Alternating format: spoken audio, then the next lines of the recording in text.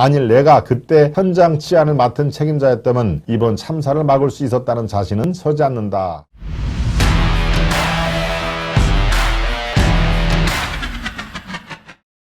이태원 이슈, 이태원 참사 왜 막았냐고 비판할 자신은 없다라는 내용의 칼럼입니다. 네, 이것도 여러분들과 함께 토의를 해볼 만한 그런 내용이라 이걸 제가 갖고 왔는데요. 예, 바로 살펴드리겠습니다.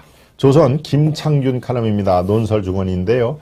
이태원 참사를 왜 못 막았느냐 라고 비판할 자신은 없다라는 그런 내용인데, 제목에서도 대략적인 이 필자의 그런 그 생각을 우리가 읽을 수는 있죠. 예, 이렇게 시작을 합니다. 이태원 참사 4시간 전부터 압사 위험을 우려하는 112 신고가 11차례나 접수됐던 사실이 밝혀졌다. 어제 아침자 조간신문 머릿기사들은 비극을 막을 수 있는 신고를 수차례 받고도 경찰이 방치하고 묵살하고 뭉갰다고 비판했다. 당일 오후 6시 34분 첫 112 신고 내용은 골목에서 사람들이 오르내리고 하는데 지금 너무 불안한 상황이다. 사람이 내려올 수 없는데 계속 밀려오니까 압사당할 것 같다는 내용이었다. 4시간 뒤에 벌어질 사고를 마치 앞당겨 보기라도 한 듯 한 경고였다. 신고를 받은 경찰은 사람들이 교행이 잘 안 되고 밀려서 넘어지고 그러면서 큰 사고가 날 것 같다는 거죠? 라고 응대를 했다. 신고자가 걱정하며 전달하려고 한 메시지를 정확하게 이해했다는 얘기다. 그래서 사람들이 더 분노하게 된다. 그 신고 메시지를 정확하게 이해를 했음에도 불구하고 아까 앞서 말씀드린 대로 보고체계라든가 대응체계는 전혀 이루어지지가 않았다는 그런 내용입니다. 현장 치안을 담당했던 경찰은 억울하다는 반응이다.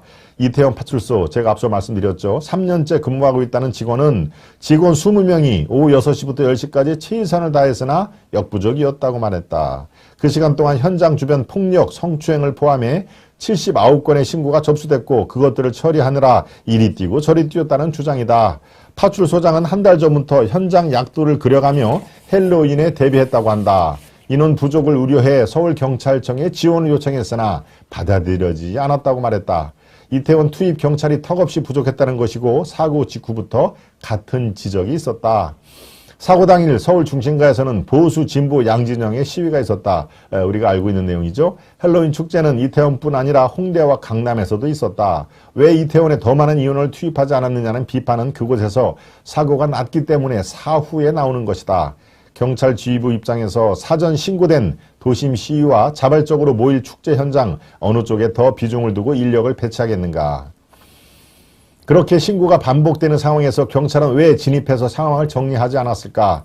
사고가 터지고 구급차가 112 센터의 현장까지 235m 가는데 무려 40분이 걸렸다고 한다. 경찰 복장을 헬로윈 코스프레로 오해해서 비켜주지도 않았다고 한다. 왜 자율적인 축제에 경찰이 물리력을 행사하느냐는 비난을 들을까 주저했을 수도 있다. 실제 우리나라 공권력이 수시로 겪는 일이다. 이번 참사의 가장 아픈 지적은 문제의 골목길을 일방통행으로 지정했어야 한다는 것이다. 확실히 그랬으면 사고 예방에 도움이 됐을 듯 싶다. 그러나 주최자가 없는 행사에선 경찰이 통제할 법적 권한이 없다고 한다. 또 들뜬 기분에 몰려드는 인파가 지름길을 놔두고 먼 길로 돌아가라는 경찰 통제에 잘 따랐을지도 의문이 든다. 필자도 시위 현장을 우회하라는 경찰 지시에 짜증을 내고 했던 경험이 있다. 큰 사고가 터지고 나면 예정된 인재, 천재가 아니라 사람 인자의 인재라는 비판이 늘 나온다. 충분히 막을 수 있었는데 치안, 구조 담당자들의 무책임과 무능 때문에 난 사고라는 것이다. 대비할 수 있었다는 비판은 사후에 당시 상황을 복기해보니 그렇다는 얘기다. 이런 일만 했으면 문제가 발생되지 않았을 것이라는 가정이다. 사전에 모든 재난 가능성에 대한 예방조치를 빈틈없이 갖추는 것은 말처럼 그리 쉬운 일은 아니다. 무수한 재난을 겪고 또 보도해왔지만 이번 참사처럼 어처구니가 없다고 느껴본 적은 일찍이 없다. 화재, 교통사고가 난 것도 아니고 누군가 폭력을 휘두른 것도 아니다. 그런데 생때 같은 젊은이들이 좁은 골목에 서로 뒤엉키면서 150명 넘게 목숨을 잃었다. 해외에서 발생하는 대형 압사 사고를 뉴스로 간헐적으로 접했지만 21세기 대한민국 수도 한복판에서 이런 일이 벌어질 것이라고 걱정해 본 적도 없다. 이태원 파출소 소속 경찰들이 성추행, 폭력 신고를 처리하느라 압사 위험 신고를 가볍게 여겼다면 필자처럼 아니한 판단을 한 탓도 있을 것이다. 신문사에 근무하면서 남을 비판하는 기사를 많이 써왔다.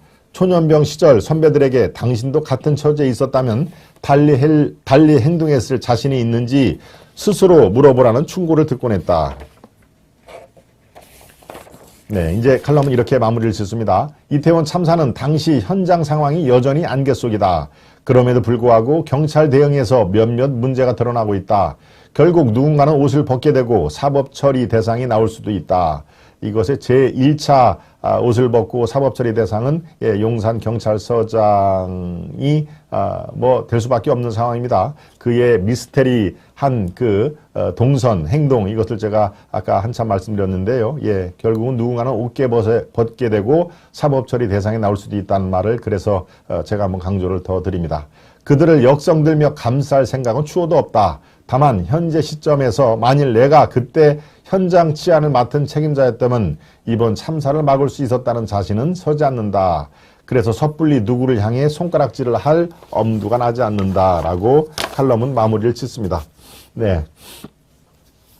여러분들의 생각은 어떠십니까? 아마 다른 분들도 생각의 결이 또는 방향이 다른 생각도 충분히 가능하다고 생각이 들어서 말씀드립니다. 제가 말씀드리지만 이 칼럼의 내용이 전적으로 옳으니까 이 칼럼이 맞습니다라고 제가 그 칼럼을 뽑은 그런 건 아닙니다. 충분히 디베이트가 가능하고 다른 논의, 그것은 잘못됐다, 이것이 맞는다라고 치열한 논쟁을 불러일으킬 만한 그런 내용을 더 이 칼럼을 제가 선정을 한다라는 것을 다시 말씀을 드립니다.